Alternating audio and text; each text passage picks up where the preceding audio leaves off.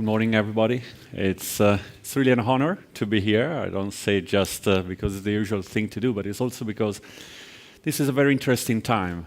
And I think in Poland in particular is very interesting. We will see a little bit later in my presentation what I think about it. First of all, thanks to the Polish Agency for Entrepreneurial Development. It's an honor, really, to be invited and to tell a little bit of my experience.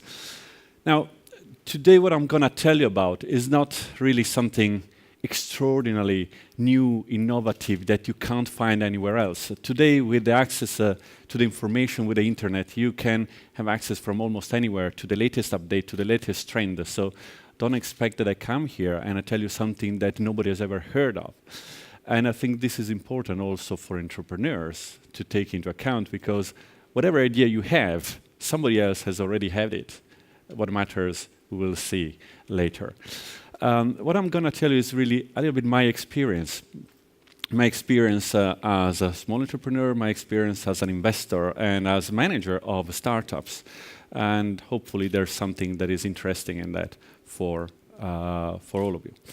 Now, before we start to get into the technical aspects, a few words about me, which I believe are a little bit relevant to make you understand where I come from, what is my heritage and my culture and my experience. So I come from near Venice, as you've seen the picture before. I'm Italian, of course. I lived in different countries, in different continents. Right now, I live in Shanghai, in China. I've been spending there 4 years. Exciting times there as well, a lot of things happening. My background education is in business. This is relevant because, for example, in the Silicon Valley, if you are not an engineer, a data scientist, or something complicated, well, you can't do anything there. That's probably why I'm not there. I come from an entrepreneurial family. Both families, actually, my father and my mother families, were active in construction. We will see later why I consider this relevant. And finally, I'm passionate about different things: geopolitics, art, history. My first experience was in Prague, in a neighboring country, in my first internship. Then I moved to Dublin. My first startup was for a French group, which is called Autocontact, that has been recently acquired. For them, I created the Italian operations. And then I worked at the Olympics, obviously not as an athlete, but organizing the Olympic Games in my country. Now, I consider the Olympics the biggest startup of all, because in basically 4 years, 5 years, we had to go from 80 people to 2,600 people, 22,000 volunteers. I spent 1.3 billion euro, and then suddenly it was over, which created the post-event depression that is a lot of the people working in events are very familiar with. But it was a massive undertaking. In terms of scalability and growth, I've never experienced anything like that. Hiring people, organizing people, building departments, it's super fast, and then deliver with a very strict timeline. I mean, on the 10th of February at 8 p.m., all the satellites were connected. There was no delay possible. There was no rediscussion of the terms. That was a pretty strict timeline. Following, I had experience in Fiat Chrysler. I was reporting to the CEO, Marchionne. Then I moved to Tesla, reporting to Elon Musk. We will see, we will mention Tesla a few times during the presentation, because I think there are some lessons good to be learned. And then I moved to Quoros. Quoros has been another startup in China this time. It was a Sino-Israeli startup, creating a new car brand from scratch, a car brand focused on telematics and connectivity and quality. And born in China, because China is not only the biggest car market today, but also is the fastest growing market. Then at the same time, I started doing my own personal investment in the technology area. And I've created my own investment vehicle, which is based in Hong Kong. And I invested in few sectors. I don't necessarily understand in depth all of them, but I'm passionate of all of them. We will see later how do I choose them, but let's say that the big areas are definitely internet, big data. Well, let's elaborate about big data a little bit, because big data is a buzzword. You read it everywhere. Everybody talks about big data. Never trust anyone who puts on a slide the word big data, because it's pretty generic and means nothing. In my specific case, it's about analytics, is about profiling of users, something that I managed to understand and therefore invest and be involved actually much more in depth. Electric mobility. What you see in the picture is really a piece, part of an electric bicycle that has been developed by a fellow countryman of yours that is sitting here with us, and you're going to hear from him later in a different presentation. That is electric, is super cool, has a great design, is in aluminum, has great material, has great quality, and is innovative because it's foldable, it's connected, and a lot of these kind of things. I'll talk a little bit about later why I invested in this particular venture, because honestly, electric bikes, I mean, do we really need another electric bike? There are so many. Yes, we need a different one. We need great people behind it. And then space. Now, this is a little bit weird, but probably Elon Musk gave me the bug into space technology, and basically I've invested in nanosatellite technology based originally in Seattle, and now moved to Silicon Valley. What did I do on top of that? Well, I created my own charity together with my wife in order to protect and restore art masterpiece. Now, why do I say this here? Why is it relevant? Well, we will see it later. I consider it relevant. The idea that I have is that these masterpieces need to be protected, not simply because we need to protect the hardware, the statue, but because we need to protect the software. Those art masterpieces have been transferred, protected elements of identity, values across the centuries, and they help to define our history and our identity. We'll come back to that later. So let's go to my investment experience. Why do I invest? What am I looking for? Well, why do I invest? First of all, I come from an entrepreneurial family. For me, that's the normality. I'm passionate about entrepreneurialism, and I love to solve problems. I love to something that creates a solution to a problem. The second is that I like and I love creation. I like something that is created from zero, that didn't exist, and is built to last. And I think this is probably coming from my father kind of experience. He was building bridges. So to me, it's not about simply developing something quickly, a software, selling it, and that's it. No, it's about building companies, building organization, hiring people, building teams, building company cultures. And last but not least, well, you can learn a lot from entrepreneurs. To me, it's a great, terrific opportunity to keep my fingers in different pies and learn from them, be inspired from their enthusiasm, learn about different kind of technology that otherwise I wouldn't be able to learn about. There's a limit in what you can learn from reading. You can read all the possible articles on the internet, you can subscribe to Wired, but unless you're involved somehow, your learning experience is somehow limited. So how do I choose my investments? And again, I'm not a massive angel investor. I'm not investing $100 million, and I'm relatively limited. But let's see what are a little bit of my criteria in choosing the investor. First of all is people. Now, this is obvious. You hear that from many, many different people. But it is true. It's about people. This is a people business. When you build an organization, it's not about really the technology. It's about the people that make it happen. I'm going to stress and insist on that later again. The other point is that, is it really solving a medium long-term problem? Is it a medium long-term solution? And how large is the market? Okay, this is relatively obvious. You heard that from somebody else before. Scalability, of course, is another buzzword that is repeated by everybody, but it matters because if you cannot grow fast, it's not valuable. But the other point, however, is how can I contribute? I mean, this is not simply about putting money in a box and then hope that sometime, somehow, somewhen, is going to make you rich. This is about being involved in the company, involved with the entrepreneur, sit down with him, have meetings, discuss in details, try to contribute. If I cannot contribute, what's the point? I can buy shares on the stock exchange if that's the kind of rationale in angel investing. I want to be involved.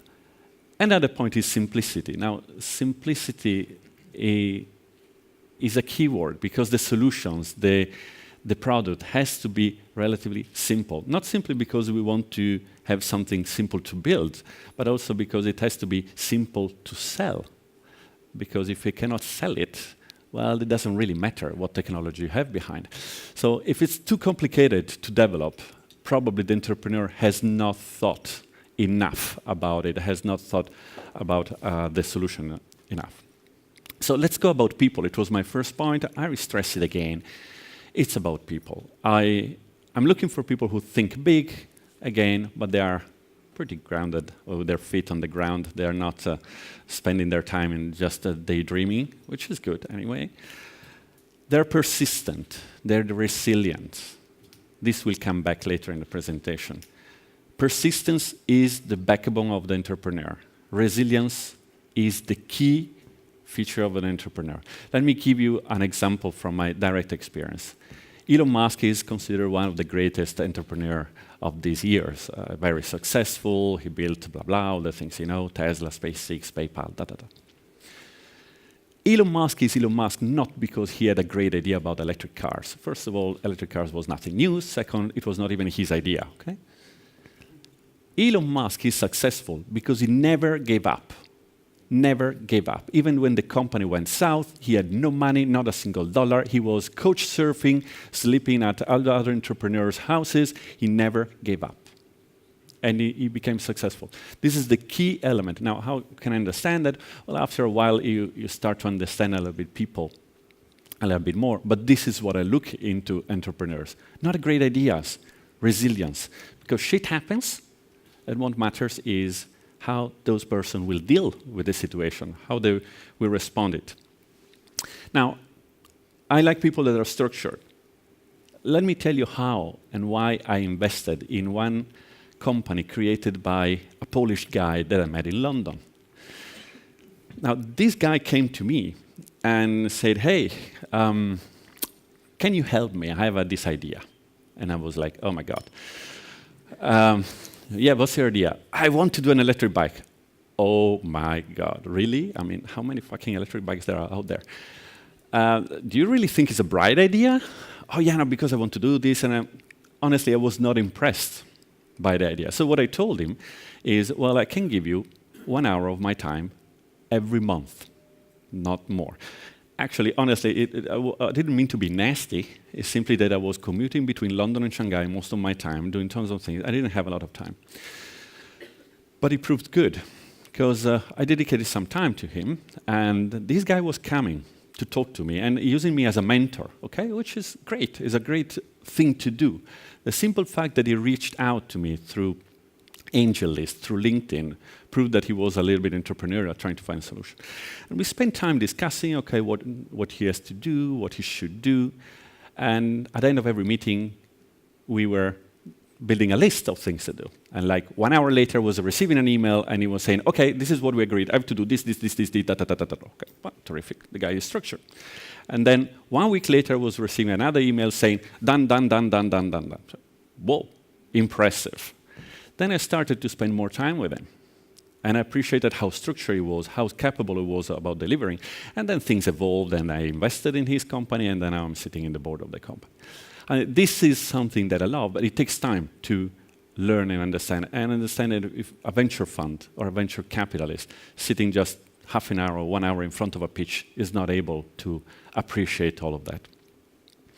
Creativity. Creativity is nice, but I mean, what matters is, are you capable of delivering and execute? If you have just great ideas, sorry, you're not an entrepreneur. It's about making things happen. How do I want to be involved? As I said before, I'm an angel investor. I want to be involved. This is not about simply putting money into a box and then hoping that one day you're going to get rich. This is about getting pleasure in what you do. So I want to support the entrepreneur, being really hands-on, develop plans in the areas where I can support. So for example, I come from a sales and marketing background. I will never sit down and tell him how to code and develop an application. That's not my domain. Meeting customers. Because without sales, your product doesn't really matter. Your technology is completely irrelevant in some cases. So meeting customer can definitely help. Being a sounding board. I don't expect the entrepreneur to do what I tell him to do, but I expect him to listen what I have to tell him. Then it's up to him. He's the entrepreneur. He takes the decision. Use me somehow. I have network. I know people. I can hire people. I can find candidates. I can interview candidates. I've interviewed more than 1,000 people, hired more than 1,000 people in my life. So I can be used on that. And then psychologist. And why? Because as an entrepreneur, there are up and downs. There are periods where you're on a high, you're super excited, things go well, it's terrific. And then there are those days where everything goes wrong, you're running out of money, the technology is not working, the product is shit, you have tons of problems. And those are the days when typically you just want to talk. And I'm spending hours in conference calls with some entrepreneurs in San Francisco, and it's 3 o'clock in the morning in Shanghai, and I'm there listening.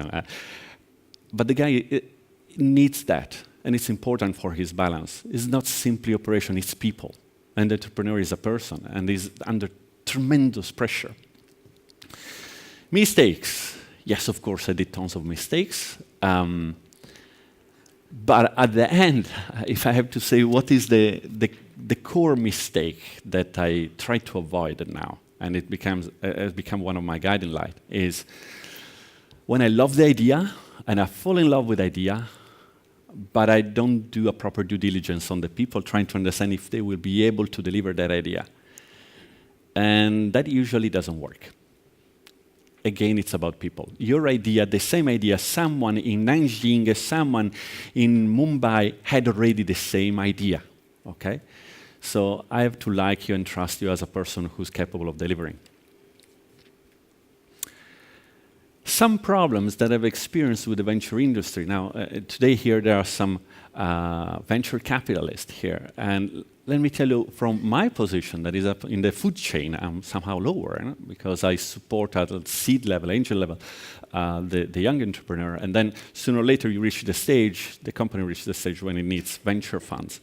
And one of the issues I experienced really on my skin is that frequently, and I'm not talking about the best one here, but several of them, they do more money allocation rather than really support to the company development. They've put young investment bankers that are 27 years old in managing the portfolio companies. And those young guys, they're smart, but they work with Excel. They have no clue what it takes in building a company. They're not capable of helping the entrepreneur. And this has happened a lot. It happened in some of my companies, and they are based in New York, they are based in Santiago del Chile, which is a very hot startup scene, and they don't have a clue how to help the entrepreneur. And money is a commodity. Knowledge and help is not, so they're not capable of giving that. That creates tension at a later stage. When they're better, they have tech expert in their venture funds, which is great. But they don't have growth expert. Now, the company need to grow. All the pain that the entrepreneur suffers comes from the growth, not from the development of the technology. Also because frequently, the entrepreneur is an expert in the technology somehow. And then more recently, they start to join at the third, fourth round, especially in America. They start to chase much higher valuation. They have much bigger tickets. They chase unicorns. And this is creating a lot of problem for small companies. That there is a little bit of a gap there. However, I've experienced also some great VC with some good practices. They operate more as a partners. This is important also for the entrepreneurs. Don't consider the VC a bank. It's not a bank. It's a partner. It has to be a partner. They provide services. They have centralized hiring, centralized legal, and these kind of things. They help a lot in terms of network. They recognize that the entrepreneur has a gap between the tech knowledge and the growth, and they provide that through in-house professionals. And then they help international expansion. This is less common in America because the market is big. They tend to think that the world ends there. In Europe, for us, it's different because, of course, we are used to the fact that international expansion is a very common thing. So, what's next? What are the technologies that I find exciting today? I'm not going to tell you anything completely new that you don't know. It's simply about what is my experience. And I come from automotive, so somehow I'm influenced on that. What is I find really exciting for the next 10 or 20 years is the convergence of three technologies into one of the biggest industries that we have. And this is electrification, of course. This is telematics and connectivity. And this is the autonomous and assisted driving. I consider these not technologies, but enablers, meaning that they enable and create an opportunity, a platform where more technologies, more products and services can be developed. How large this can be? Very large, massive, really huge. We will see some numbers later. Let's start with electrification. Again, nothing that really you haven't heard. Electric cars have been the buzzword in the past few years. 5 years ago, I was speaking at so many conferences where everybody believed that in 5 years all the cars sold would be electric. Of course, this was bullshit because the cycle of development of cars is long and the attrition in the market is even longer. But then you have some structural problem, charging infrastructure. And it's a bit of a chicken and egg problem here, because if you build it, they will come, maybe, I don't know, and then you build the charging infrastructure and you have a situation like this, that there are no cars there parked. But the key problem is that they're not economically viable. This is the bottom rock problem. The cost of the batteries is still too high. Now, right now we are well above $200 per kilowatt hour. They were targeting 100, 150, but we are still far from there. Until we get to those numbers, mass market is not going to develop. So we have to achieve battery reduction cost. However, it's a very capital-intensive business. You don't do it in the garage of your parents. And this is another problem. And the other problem, which tech geeks typically struggle to understand, is that the reduction of cost in batteries doesn't follow the curve of Moore's law. It's more linear because it's chemistry, it's not software, it's not silicon. And then you have the issue, is it really green, is not green? Well, if you have electric cars charging to the grid and the grid is connected to a coal power plant, well, you're not really doing any good for the environment. Maybe. Yes, unless you live in an Asian metropolis where there are 20 million people in a city, and I mean, this is not Photoshop. Huh? This is the real life in Chinese cities. I live there. Just Google air apocalypse China, and you're going to find tons of pictures there. So the pollution is very concentrated. Just to give you an idea, Shanghai has 20 million people. It's basically half of the Polish population in one city. So pollution is very concentrated in that case. But there are other elements why there is a strong rationale for innovative innovation into electricity. Well, performance is absolutely amazing. The operating costs are super, super low compared to combustion engines. But there's something interesting for engineers. It moves complexity from mechanicals to software. This makes it by far more scalable. While that I understand that mechanical engineers, they are really passionate about cars, because when you have an engine, you have 200 pieces moving together with minimal tolerance that you have to make it work perfectly. For an engineer, that's fantastic. It's super exciting. With electric cars, an electric motor, as you know, has 2 parts moving, 2, not 200. So for an engineer, it's a little bit less exciting. However, it moves the complexity into software to charge a system, and that is where you can improve performance. That is by far more scalable. That's where innovation can move much, much, much faster. Other point, electric vehicle, you have the full control of the car with all the sensors. When you have a lot of mechanical parts moving, you cannot put a sensor on every moving part, because that's unfeasible. Now, this is another advantage if you want to bundle that with connectivity. China, we mentioned that. This creates a terrific opportunity. Why China is moving in this field? Not simply because they have this situation with the pollution, but because for 25 years they've tried to reach the level of sophistication of the Western world into car manufacturing, and they didn't do it. They couldn't do it. They couldn't reach it. Now electrification presents them the possibility to leap ahead, jump directly to the new frontier, without having to go through the learning curve that all the Western and Japanese world had to go for decades. And they could become a worldwide leader in that simply because they jump ahead of us. Tesla Gigafactory, you're probably familiar with that, is probably the best hope we have for a reduction of the lithium-ion batteries cost. But then there's something else. This is news of 2 days ago. Breakthrough Energy Coalition. You have these people, among the smartest entrepreneurs we have in the world, that decided to build an alliance to create technologies to reduce emission, to aim to a zero emission. Now, this is not simply about money. These are among the smartest people in the world that usually make things happen. And they said, this comes from their website, we don't know where the innovation will come from, so we're going to invest in these areas. Transportation, electricity generation is the top two. So this gives hope that things will happen faster than have happened so far. Assisted and autonomous driving. First of all, autonomous is not driverless. Autonomous requires someone behind the steering wheel. Some of these technologies have been with us for a while. I mean, emergency braking, automatic lane departure, all these kind of things. Tesla has introduced them 2 months ago, but really they have been with us for a while. Volvo had them for a long time. Driverless car is years away. We see this in terms of timeline. But the technological path is pretty clear, and this creates certitude of environment for entrepreneurs who want to work in this area, because there is a clear path and direction. And probably technology is not going to be the main obstacle. The main obstacle for this will be more ethical, more regulation, liabilities, who's responsible in case of a driverless car having an accident, or in case of emergency,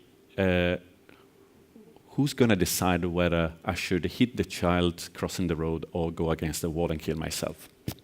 They're kind of the decision that a computer, in theory, should not take. This is a little bit the roadmap that some analysts have built, 2015, 2020, 2030, 2035. So it's going to take some time. But this opens a realm of possibilities for new technologies and new entrepreneurs with massive impact, also in terms of our lives, road safety, infrastructure. Don't think only about cars. We will see that later again. Talking about telematics, second enabler that I mentioned. In Quaros, in the past 4 years, we built a car company that was built around the connectivity and telematics, and we built services and technologies around this. So the car is permanently connected to the cloud since day one, and that means that you can do a lot of things on your smartphone, on your desktop, on the cloud, and then as soon as you get into the car, you switch it on, and it's there. Road planning of a visit of customers, but also maintenance of the cars and all these things. The key point that I want to say here is that once you open the pipeline, well, the car can become the ultimate wearable device because of the connectivity. And once it is connected to the cloud, really the potential is limitless. I cannot even think about what we can do. There is potential in different areas. One is vehicle-to-vehicle communication. One is vehicle-to-infrastructure communication. But fundamentally, all this presents a massive data mining opportunity. And based on that data mining, there are a lot of businesses and content and services that can be built.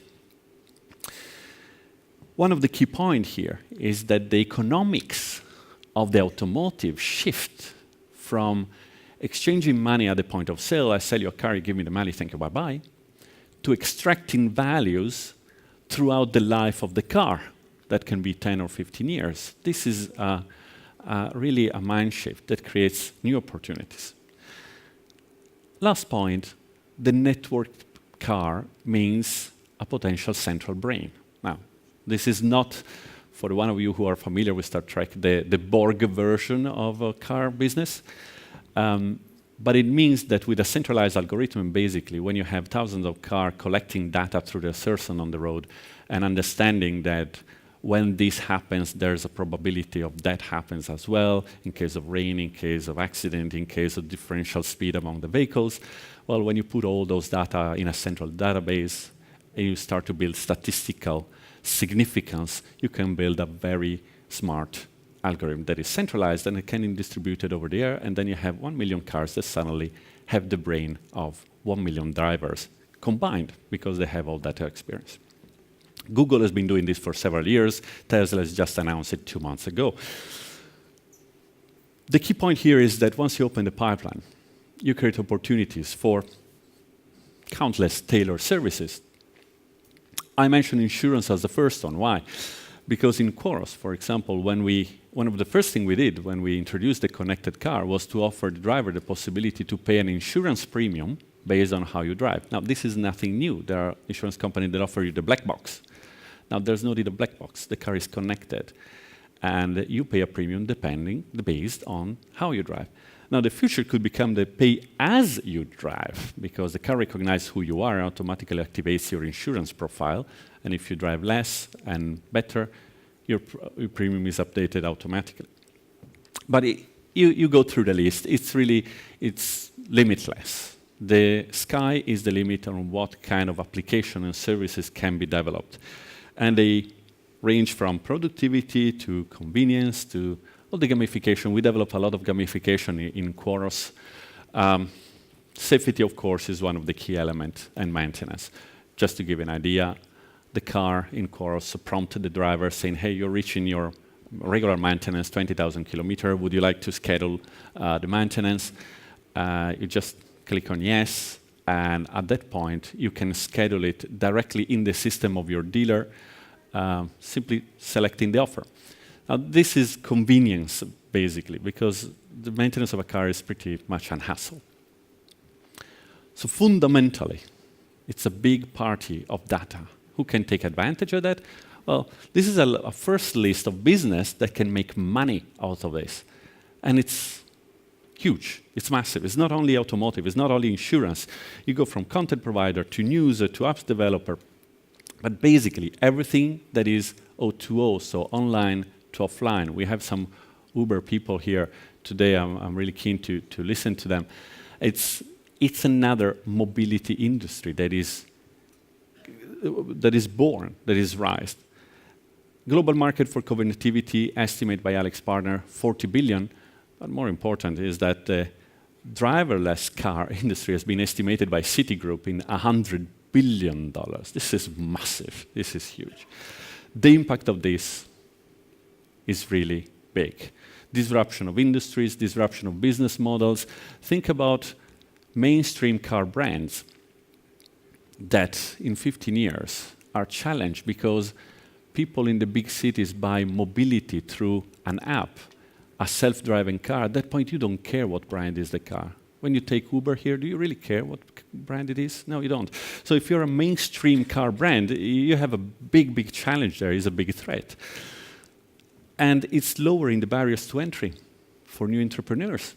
Now, you don't need anymore to have $20 billion to create something new. You can start really with much, much lower barrier and establish yourself.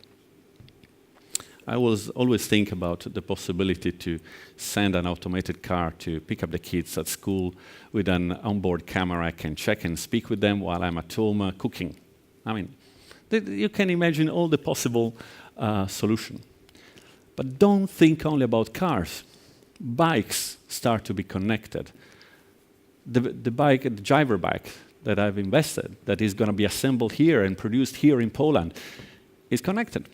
But do you know what's this? This is a tuk-tuk. This is the most common transportation vehicle in Southeast Asia. Just to give you an idea, in Sri Lanka, which is a relatively small country, just in Colombo, they had 1 million tuk-tuk. In Thailand, they have about 4 to 5 million. In Indonesia, the Ministry of Transport said they don't know how many. They don't have a clue. They said anything between 6 to 10 million tuk-tuks. That's a pretty wide range of 4 million tuk-tuks. They don't have a clue. I mean, it's probably just in those 3 countries you have more than 12 million tuk-tuk. Can you imagine? Electric, with all the connectivity, with battery swapping, and an Uber-like application for tuk-tuk in Bangkok. I mean, are you familiar with the traffic in Bangkok? You can die. And by the time you've reached the destination in the car, your kids can grow up and go to school. And these vehicles are a key way of transporting people in those areas. not in China though, but I have a friend now that is moving from Hong Kong to Bangkok, and he told me that the Bangkok is the next hot thing. And I said, I mean, really? I mean, the traffic there is obscene. Now, trucks, as I mentioned before, automatic lane departing. Have you seen the video with Jean-Claude Van Damme? It was an advertising with Jean-Claude Van Damme. It became viral all over the net with these two trucks spreading, and he was like spreading legs there. Terrific advertising. I love creativity of marketing in this case. Automatic lane departing was introduced in trucks. Now Tesla is doing the same, but has been there. But think about driverless trucks, 10 of them, the trucks that do drive for long distance. You typically need to have 2 drivers on board. If you have 10 trucks, that's 20 drivers. Now, think in the future having 10 trucks with just 2 drivers in the first one, and they keep driving because they're all fully automatic. I mean, the operating cost will go down significantly, and the truck business, who is familiar with it, the driver represents a big cost because he has to stop, he cannot drive more than those hours, So it's not only about cars, commercial vehicles. I didn't have space for another image there, but it's limitless.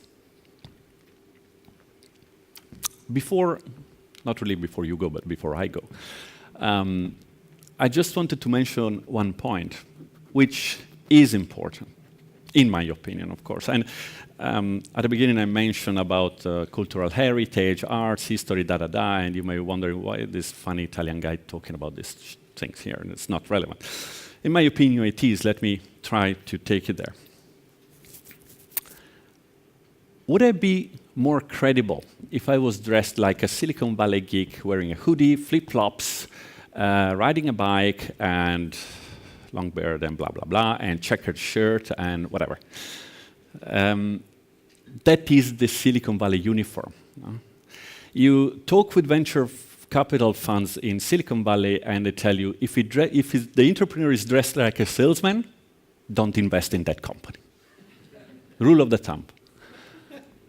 Like, okay. I find that a little bit superficial, let's put it like that. If a venture fund is not capable of analyzing a business and has to rely on how the entrepreneur is dressed, then I think that venture fund has a problem. But apart from that, what I want to say is that it's about identity and cultural identity. Why is this cool and that is not? Now, depending on the way you're dressed, basically, if you have to judge an entrepreneur or people from the way they're dressed, this becomes a rule of the thumb that is a little bit superficial. But if I look at it in terms of product and in terms of companies and business, well, this is probably a Chinese-made, cheap, low-quality hoodie with synthetic materials that is manufactured in some factories with children labor or with gazillions of Bangladeshi people in 2 square meters trying to assemble those at $1.8, okay, each. This one is about excellence. Excellence in time making is about quality. Is about persistence in finding the best possible material, is about design, is about style. Why design in Apple is cool and design here is nothing particularly exciting. In reality, this is about a relentless pursuit of quality by the best brands. Think about Hermès, Ferragamo, these kind of brands. It's a relentless pursuit of quality. It's about excellence in customer loyalty. This is so different from what an entrepreneur has to do. Is relentless pursuit of quality and making customer happy. So, customers, oh, we have customers, right. Tech geeks tend to forget about that. So, there's probably nothing wrong if the entrepreneur is a salesman, because without sales, the business is worth nothing, really, with very few exceptions. Thinking about WhatsApp. Oops. Where do I want to go from here? I want to go to the fact that we don't have to copy. We don't have to pretend to be like the stereotype, the archetype of the Silicon Valley entrepreneurs with a Starbucks coffee in the hand and wearing flip-flops and a t-shirt and a hoodie. There's nothing wrong with that, but we don't have to copy it simply because it's Silicon Valley standard that every entrepreneur, successful entrepreneur in the world, has to be dressed like that. Why? Because we are all different and we come from different backgrounds and different strengths. I'm Italian, of course, nobody's perfect. But I have some good things in my country as well. So I try to build on those countries. Why? Because they are part of my culture and they are inside me partially, because they are being part of my education. And okay, in the case of Italy's design, art, styling, craftsmanship, quality. And I stress craftsmanship quality because when you talk about quality in automotive, typically you refer to the German kind of quality. Standardized, I want to have 1 million pieces of this part of metal, all the same with zero tolerance. That's quality. It's a definition of quality. This is a different quality. It's craftsmanship. This is where we excel. If we try to be like Germans, we're not going to be as good as German. When Germans try to be as Italians, probably it's the same. And then, of course, technology. Ferrari is in Italy, is not in Germany. But I have some background. I try to build on my strength. Where do you want to go here? I'm in Poland. Where do you come from? You come from a very rich background. And it's a very interesting one and has some key elements that, in my opinion, are essential in the entrepreneurial life. Forgive me for the pronunciation, but Kazimierz is the third, the great, or Wielki, as I said that he found a country built with wood and he left it built in stone. I mean, this guy was definitely not afraid of challenges. And talking about entrepreneurial spirit, he rebuilt a country more or less. Nicholas Copernicus, I'm very, very keen on him because, of course, he was a scientist. He was born in Poland. He studied in Italy, fantastic, terrific, in Padua. And then once he completed the study, he went back to Poland. Terrific. When I think about the partnership that I have with Marcin there, he's the Polish entrepreneur. I'm the Italian angel investor supporting him. We met in London. I think about this kind of joint exchange. Maria Sklodowska, known as Marie Curie, forgive my pronunciation. She became worldwide famous as Marie Curie, but in reality she was Polish. I had to put Frédéric Chopin because I've been studying piano for many, many years and I loved it. But this is part of your heritage. Now, yeah, you may say, yeah, okay, that's the past. Sorry, I mean, today we are here, the world has changed, No, sorry. You have a heritage, you have a tradition, you have a culture that is radicated in your country. And you have a terrific culture in technology and manufacturing. These are 3 examples of things that are manufactured and built in this country. We're talking about drones, we're talking about high-end jets, we are talking about high-quality premium cars. And this is where you have to build on, in my opinion, but also on some elements of your character, persistence, resilience. What I find into the Polish culture is resilience and persistence. And I think this is part of a character. An entrepreneur cannot be successful, as we mentioned before, without resilience. And I know what some of you may say, like, yeah, okay, there's this one Italian guy coming from Shanghai, Italy here, coming here and telling us that we Polish are great and blah, blah, blah. And then tomorrow he goes to Prague or Madrid and just change the pictures and tells the same to the Spanish people. Well, let me tell you one thing. I put my money where my mouth is. I've invested in a company that manufactures in Poland and has been founded by a Polish guy. I haven't invested in Spanish and I haven't invested in Czech people, okay? So I believe in what I'm saying here, and I believe that the young Polish entrepreneurs should build on their strength. They should sow the seeds in the ground that they have that is fertile, because there are a lot of good things that are very functional, very essential to the entrepreneurs. Build on resilience, persistence, in the culture of technology, in the culture of quality manufacturing. These skills and capabilities are here, and they represent a great potential. Okay? Of course, people fail, but that's something you know. Okay? We should not be afraid to fail. When I discussed with Marcin, it's not about being afraid to fail. It's about how the entrepreneur deals with that situation, stands up and gone. I think this is something obvious. You have heard it many, many, many times. You clearly see that I come from my Winter Olympics background. But I think that out of that earth and fertile elements, we can really build a forest here. This is one of the most interesting countries in Europe in terms of development of new entrepreneurship and technologies. And as I said, I've put my money where my mouth is, and I really believe in it. So I hope that the young entrepreneurs will push forward in this country, invest in new technologies, because I think there is a lot of factor at the bottom that help them being successful and conquer the international market. Thank you very much.